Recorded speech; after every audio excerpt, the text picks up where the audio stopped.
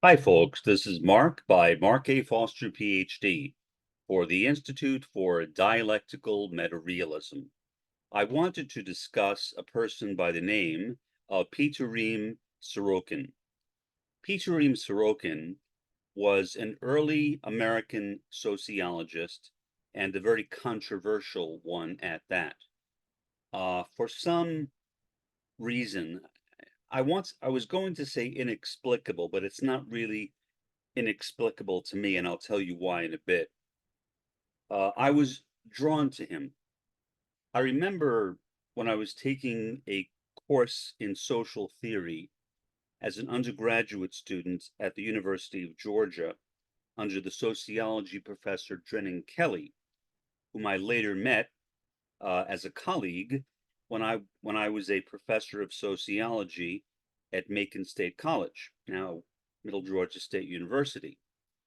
And I was impressed by the way in which Kelly discussed Sorokin. And I found his ideas to be extremely interesting. Kelly was a Marxist, but he also seemed to have an interest in Sorokin, which struck me, I guess, as a bit odd, and I'll tell you why in a bit. But I kind of emulated Kelly because I too was drawn to Sorokin. Not because I agreed with Sorokin, because in general I did not. Certainly not in terms of his general way of looking at the world. Sorokin was arguably a fascist. Um, he was certainly very far to the right. He was a strong anti-communist, very strong anti-communist. He despised communism. He was born in the former Soviet Union and then emigrated to the US and became a professor of sociology at Harvard University. Uh, Very respectable, controversial, and yet toward the end of his life, he was elected president of the American Sociological Association, which really is the highest honor that can be given to any sociologist living in the United States. So he got that honor. And I guess it was good that he got it. In the past, I thought it was wonderful. Now I have mixed feelings about it. Here's what Sorokin believed. First, Sorokin started out as a rural sociologist. Um, American sociology basically began as rural sociology and social ecology, those two things. Those were the defining fields of early American sociology, like turn of the 20th century American sociology. And so Sorokin was a rural sociologist, and he wrote on it, and his books on rural sociology, even now, are quite good. Are they outdated? Yes, but they still have some good points to them, and I would recommend anyone who is interested in rural sociology today to go back and read them, because at least what it does is it shows the early state of that field. Now, I am not a rural sociologist, so I really don't care, but uh, still, I found his books on rural sociology to be intriguing. But rather quickly, Sorokin left rural sociology and developed this new approach to sociology, which he called integralism, not to be confused with the later integral theory of Ken Wilber. And there are a variety of different theorists who have used the word integralism or integral this, integral that. So certainly Sorokin was not alone in using that term. But as far as I know, he was alone or is alone in sociology. I am not aware of any other sociologists who called their perspectives integral or integralist or integralistic or anything like that.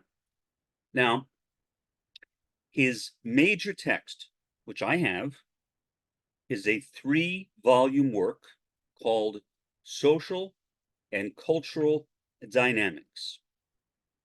It is brilliant. I think it is silly in retrospect. At the time, I didn't, but looking back on it now, I do. What Sorokin said is that the world fluctuates between three cultural mentalities, as he called them. He named them sensate, ideational, and idealistic.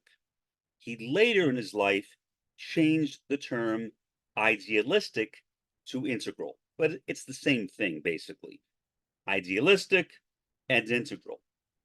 Now, the sensate period or asensate period, which Sorokin felt we are in right now, or was in when he was alive, and I suspect if he were alive now, he would say that we are still very much immersed in it, is a period which is dominated by sensory pursuits and which defines reality solely in terms of things that are observable to the senses. So I guess it could be called materialism. Now, when I say materialism, I am not using the word materialism as it is used by the average person, such as Madonna. I'm a material girl living in a material world. No, that's not what I mean by materialism.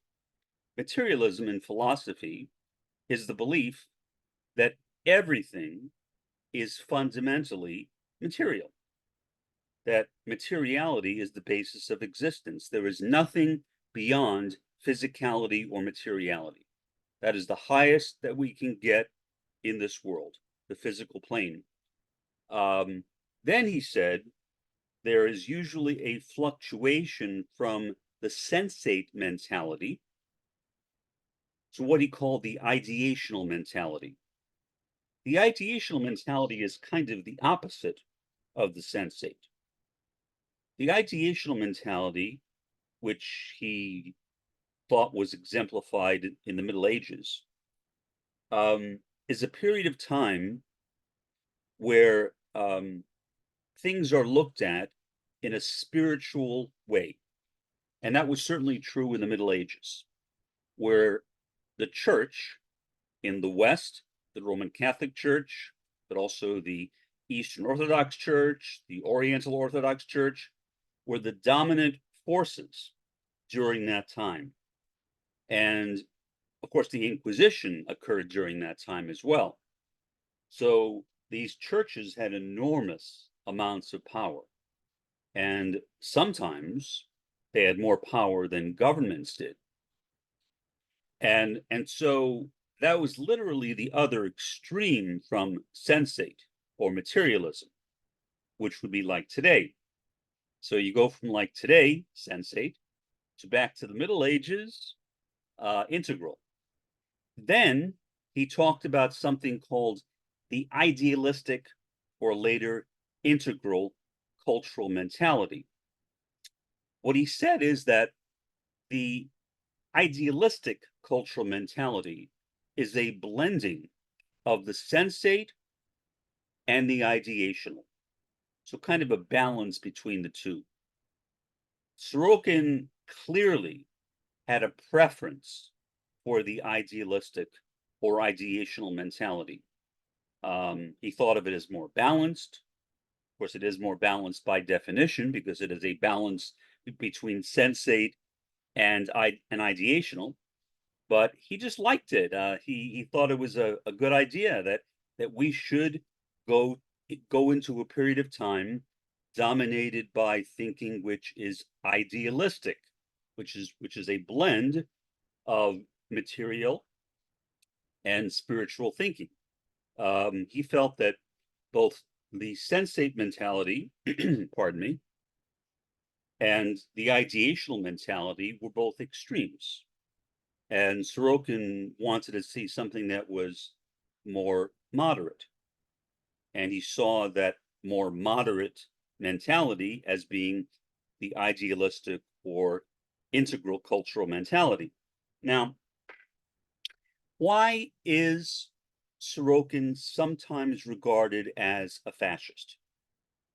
Well, first of all, because I think he was a fascist, but that doesn't answer the question. That's kind of a tautology or a circular answer.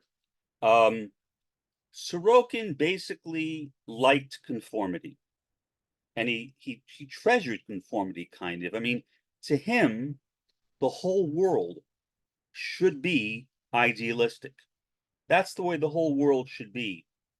And he had this kind of almost nostalgic view of certain periods of the past, which he thought were idealistic. That kind of nostalgia for the past, the kind of treasured or mythological past, is a common feature of different fascisms. Also, the fact again that Sorokin was anti-communist is a common feature of different fascisms, but specifically on the subject of the idealistic or ideational mentality, Sorokin believed that that was the ultimate that we could achieve by living in this world. That's where we needed to go. He saw the sensate mentality as being destructive. I think if he were still alive, he would feel that way even more. And I would agree with him, I guess, at least on that point. But what I would not agree with him on is this notion of conformity. And obviously, I would not agree with him on his anti-communism, since I am a communist. I'm a Maoist third worldist and a Bhaskarian critical realist, both of which are communist perspectives.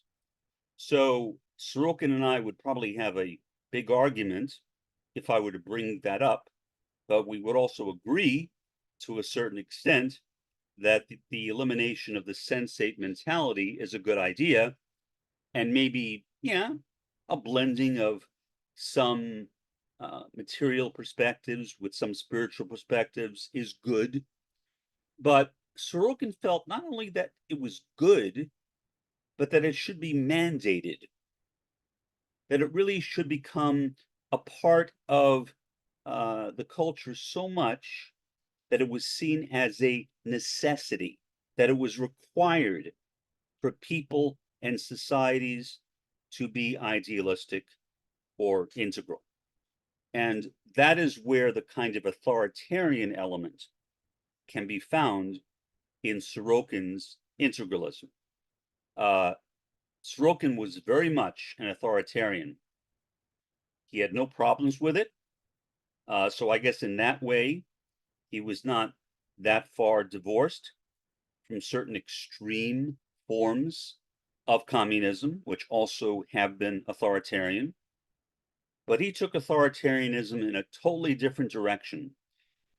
In a way, his views were somewhat similar to the traditionalist school of esotericism of Schuon and Guénon, because they too looked at a kind of common core of what they saw as true religions. And these true religions, they felt, were all kind of connected to each other in a line, and that somehow that Schuon and Guénon and all the other people who are connected with the traditionalist school of esotericism knew what those branches of religions that are true were. So it's only certain forms of Islam, like a particular school of Sufism, only certain forms of Christianity, only certain forms of Judaism, only certain forms of Buddhism, and so on. So again, that kind of authoritarian element, which is especially pronounced in the traditionalism of Julius Evola, who actually was a member of the fascist party in Italy, can also be seen in the work of Sorokin.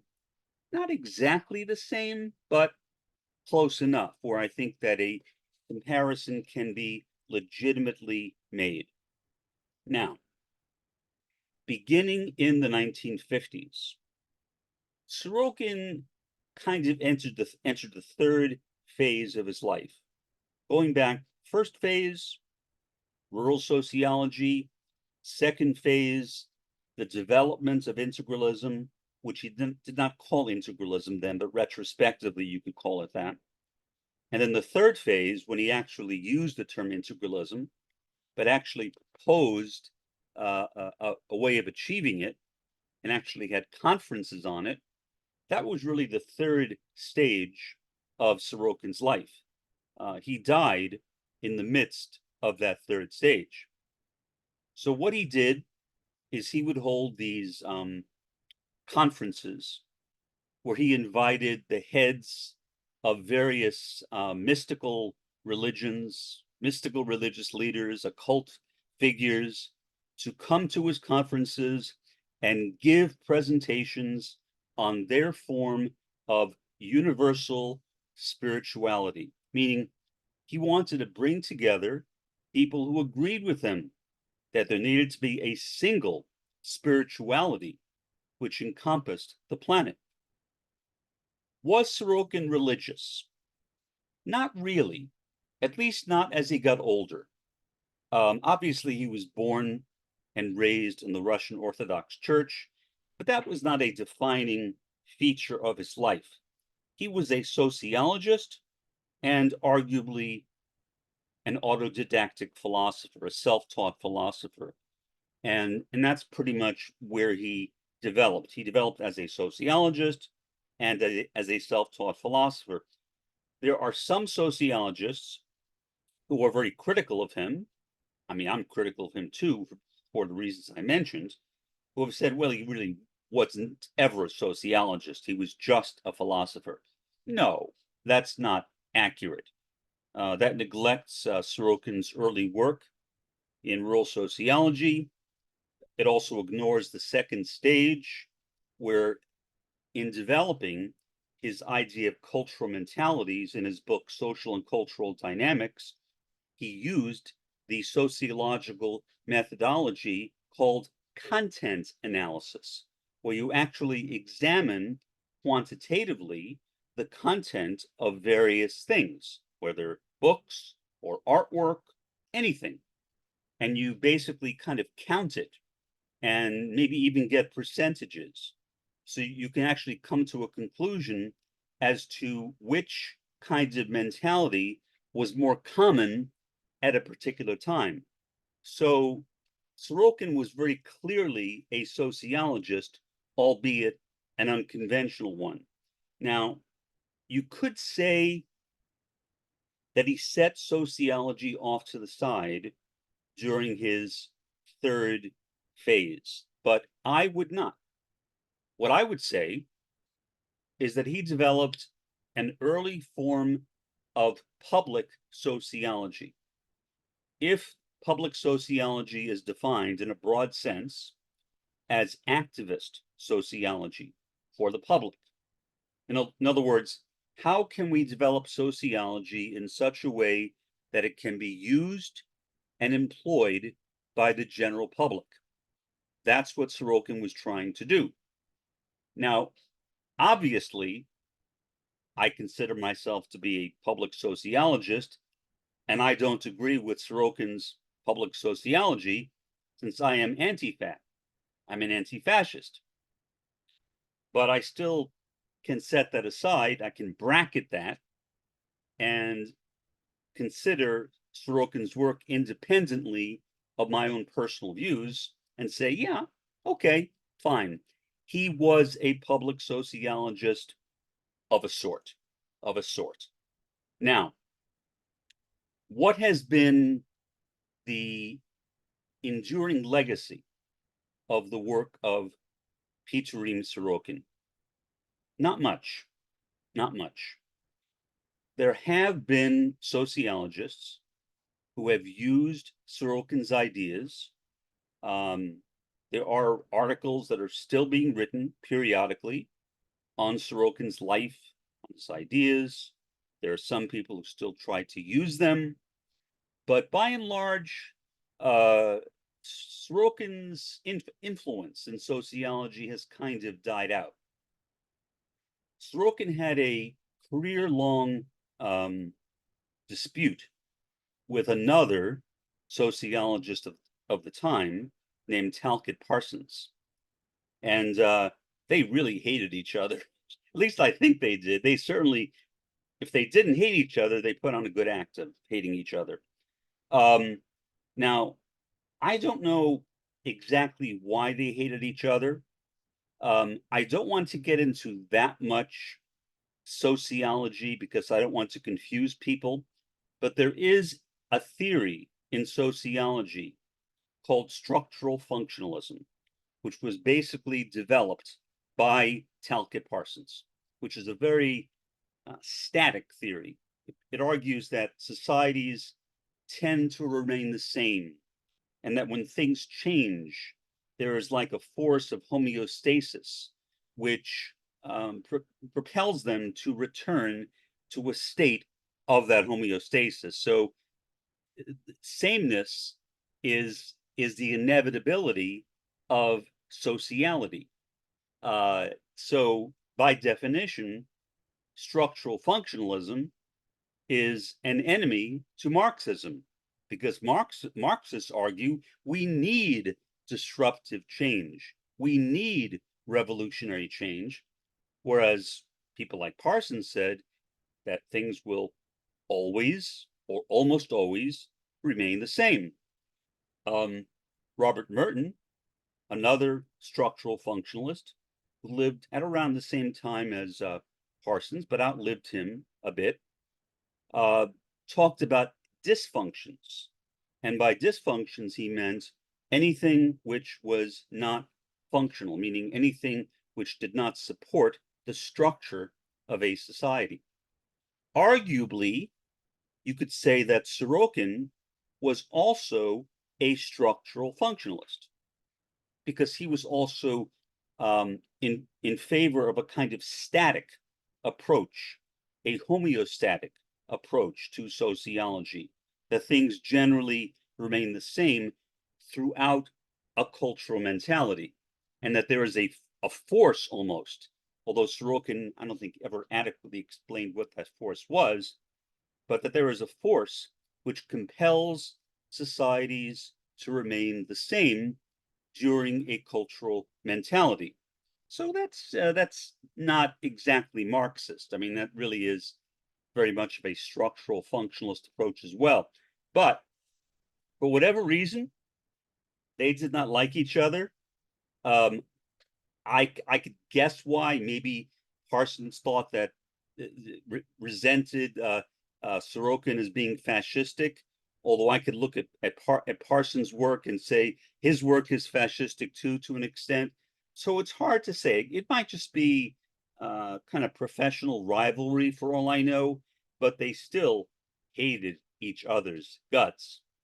So getting back to Sorokin specifically, Sorokin, by holding these conferences, mostly at Harvard or at places around Cambridge, Massachusetts, wanted to bring together these people who had proposals for how we could establish an integral, or what he used to call an idealistic cultural mentality. And that's what he devoted his life to. In effect, I would say that he devoted his life to fascism. Now, you could say maybe it's maybe a kind of better fascism, if that makes any sense. Meaning, it's not a hostile fascism. It's not a violent fascism. Sorokin was, if anything, a pacifist, so he did not advocate violence at all. I think he was repulsed by the idea of violence, but still, it's fascism. And as Antifa, I I reject integralism as it was developed by Sorokin. How I ever accepted it remains somewhat of a mystery to me. The only thing I can think of is Drennan Kelly. But throughout my years as a graduate student, especially when I was working on my Ph.D., I used Sorokin's approach, which did not earn me very many friends. Somehow, despite that, I managed to get a PhD anyway, even though a lot of professors disliked the fact that I was using Sorokin's ideas. Now, did I understand why they disliked it? Of course. I mean, I knew who Sorokin was, but in a way, Sorokin was a bit like Arnold Toynbee or a bit like Oswald Spengler, kind of like these grand macro theories of ideas. Sorokin was certainly an idealist, an ontological idealist, not an ontological realist. And so when I rejected integralism, that was literally the same time when I rejected ontological idealism and replaced it with critical realism. Literally, critical realism in my life replaced integralism. That was the order of those particular perspectives for me. And now I not only reject integralism, I oppose it. Now, I really don't oppose it actively. I'm not sure how I can. I guess if I wanted to, I could write books against it, but I have better things to do, to be honest. I'd rather write books about things I like than about things I dislike. I am not by nature a an oppositional person. I like to focus on things that I can build, not on things that I can destroy. And I am a builder, not a destroyer. So basically, I just kind of ignore Sorokin these days and meditate on how I could have at one time even considered that Pitirim Sorokin's ideas might have been valid. But I did, and for whatever reason, I came around, fortunately, and was redeemed from that and became a critical realist. So I was literally, kind of weird, isn't it? I was literally an integralist at the same time as I was a post-Marxist, a post-structural Marxist. Those two things went together, and I combine which combines post-structuralism, the philosophy of Michel Foucault and Jacques Derrida, uh, with with uh, with the basic ideas of Marxism. And so I somehow managed to put those two things together, which really doesn't make any sense in retrospect. But honestly, a lot of things we do in life don't make sense. We just try to find better ways of figuring things out. That's, I guess, the journey of life for the time being. This has been Mark by Mark A. Foster, Ph.D., for the Institute for Dialectical Meta-Realism. Have a pleasant day and an even better day tomorrow.